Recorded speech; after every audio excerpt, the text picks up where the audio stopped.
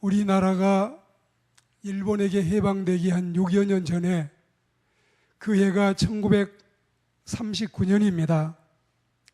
평안북도의 한 작은 교회 장로였던 박관주는 일본의 신사참배를 반대했습니다.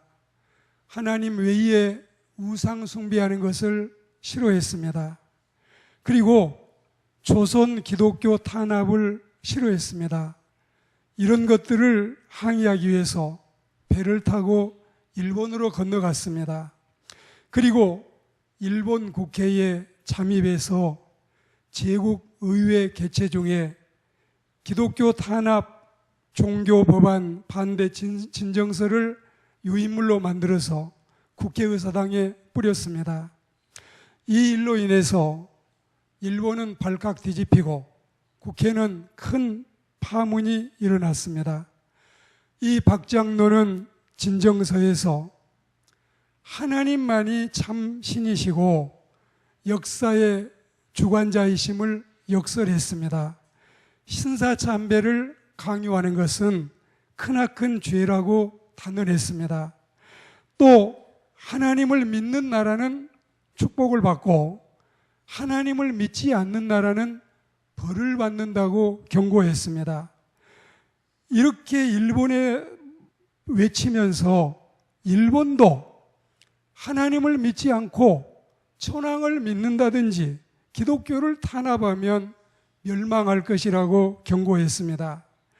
박 장로는 또 성경의 엘리야가 갈멜산에서 우상 숭배자들과 대결을 벌여서 승리한 것처럼 하나님과 일본의 신 중에 누가 참 신인지 누가 진짜 하나님인지를 대결해 보자고 일본의 선전포고를 열기도 했습니다.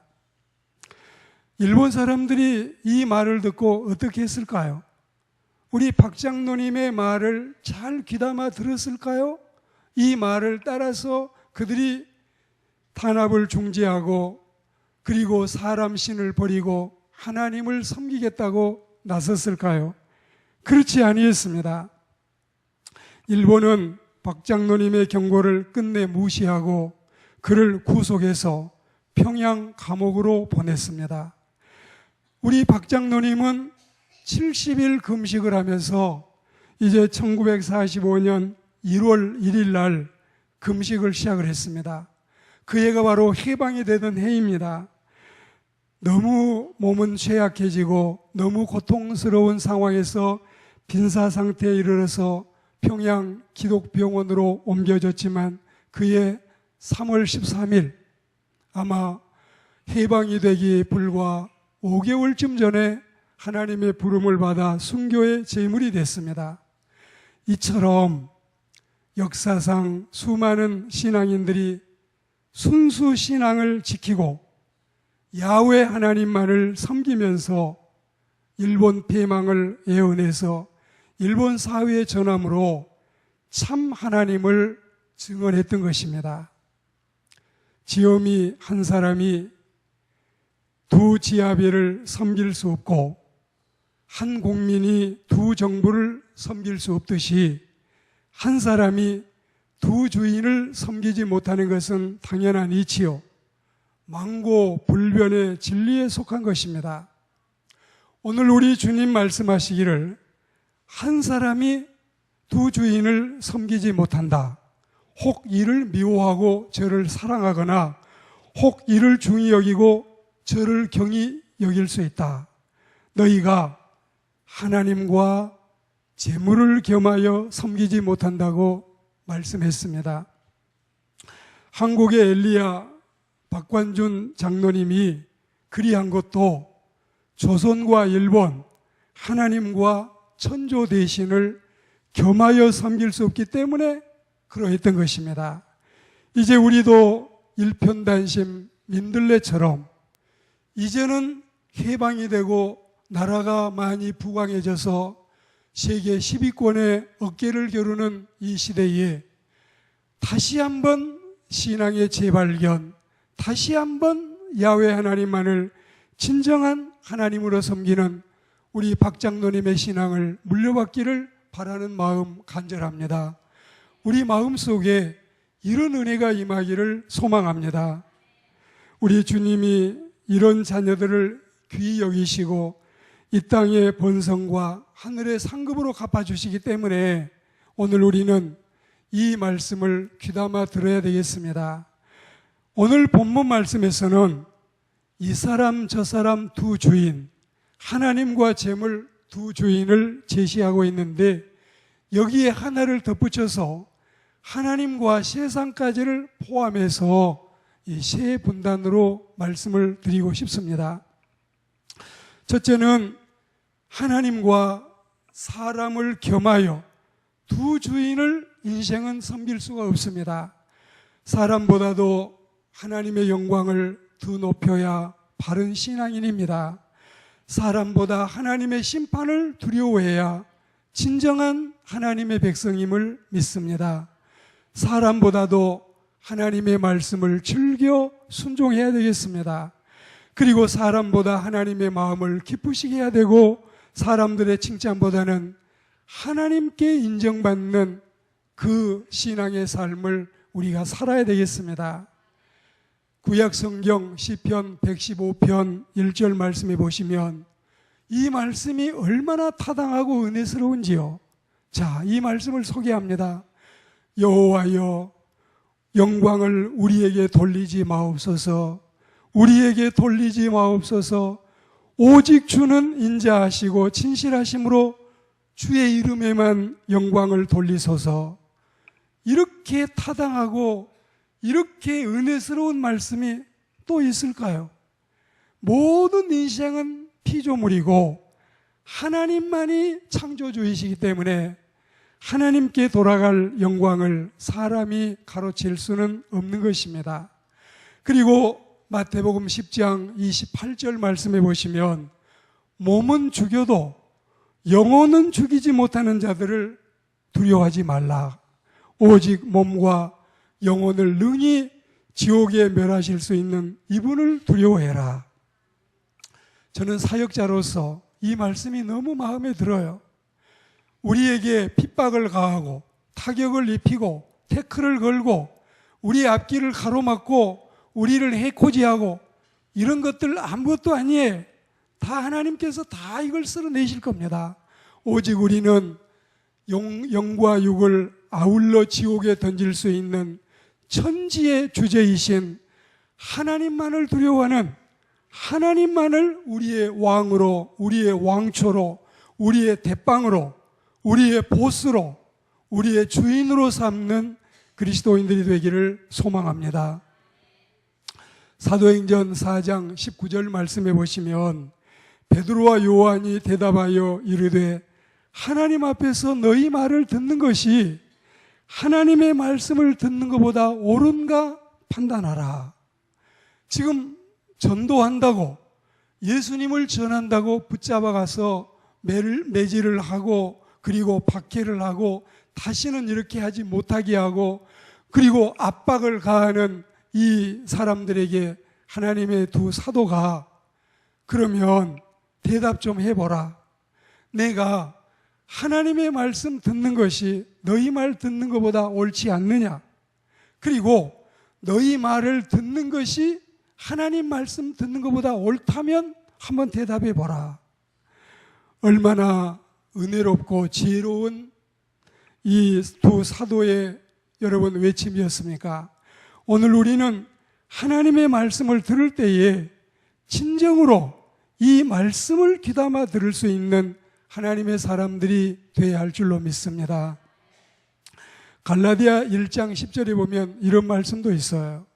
이제 내가 사람에게 좋게 하랴, 하나님께 좋게 하랴, 사람들에게 기쁨을 구하랴. 내가 지금까지 사람들의 기쁨을 구하였다면 그리스도의 종이 아니니라. 참 대단한 사도들의 고백입니다. 이뿐 아니라 칭찬도 그렇습니다. 사람들 칭찬을 너무 기대하지 마시고 하나님께 칭찬받는, 사람들에게 인정받으려고 애쓰지 마시고 하나님께 인정받을 수 있는 주의 백성들이 되기를 권면합니다. 자, 하나님께서 우리에게 이런 은혜를 허락하셨는데 우리는 사람 말고 하나님 중심으로, 여러분이 이 세상을 살면서 인간의 체면과 인간의 눈치와 인간의 이목 때문에 하나님의 진리를 거스르고 하나님의 영광을 가로막고 사람과 파당을 만들고 사람과 같이 의기투합을 하고, 이게 옳지 않는 겁니다. 하나님의 말씀에, 하나님의 진리에, 하나님의 뜻에, 하나님의 섭리에, 그리고 하나님의 예정과 하나님의 작정에 순종하고 그 말씀을 따라 살아가는 우리 모두가 되어야 할 줄로 믿습니다. 두 번째로, 여러분, 하나님과 재물을 겸하여 섬기지 말라 했습니다.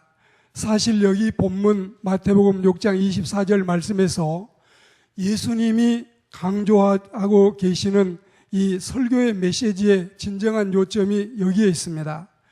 지금 우리 예수님은 인생의 올바른 재물관과 신앙인의 진정한 물질관에 대해서 말씀하고 계십니다. 인생의 보물을 지상에 쌓느냐 아니면 천상에 쌓느냐의 선택의 문제와 후일 투자 가치 기준에 대해서 말씀하시는 중에 결론 도출에 이르러서 우리 주님이 이렇게 매듭을 하십니다. 첫째는 우리 사람 마음에 물욕이 가득 차면 하나님의 나라가 임하지 못한다. 두 번째는 우리가 물질로 구지하지 않으면 주의 사랑이 거하지 않는다. 세 번째는 물욕이 심정에 꽉 차 있으면 그 인간은 결국 교만으로 치닫게 된다. 네 번째로 우리가 땅에다 보물을 쌓으면 그 마음도 땅에 묻게 되고, 우리가 보물을 하늘에 쌓게 되면 그 마음도 하나님의 나라에 가 있게 된다. 그리고 다섯 번째로 로마서 14장 17절 말씀에 하나님의 나라는 먹고 마심이 아니라 의와 평강과 희락이라. 우리는 돈이 좋지만 돈만 너무 추구하면은 거기에 행복이 있지 않다. 이 money라고 하는 MONEY, 돈이라고 하는 이 책을 쓴 사람이 있어요. 이 사람이 세 가지를 인간에게서 묻고 조사했는데, 첫째, 인생을 살면서 가장 걱정거리가 뭐냐? 두 번째는 세상을 살며 나를 가장 행복하게 해주는 게 뭐냐? 세 번째는 내가 세상을 살며 나를 가장 불행의 나락으로 떨어뜨리게 하려는 것이 뭐냐? 이 세 가지 질문의 답이 똑같이 다 돈이었어요. 돈 때문에 우리가 걱정해요. 돈 때문에 행복할 수 있어요. 돈 때문에 불행할 수 있어요.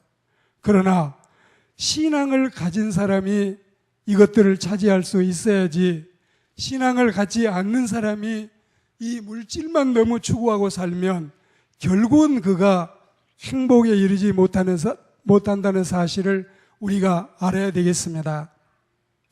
재물이면 재물이고 하나님이면 하나님이지 둘은 안 됩니다. 이건 누가 잘하고 누가 잘못했다는 간증이 아니라 제 이 주변에 간증을 하고 싶어요.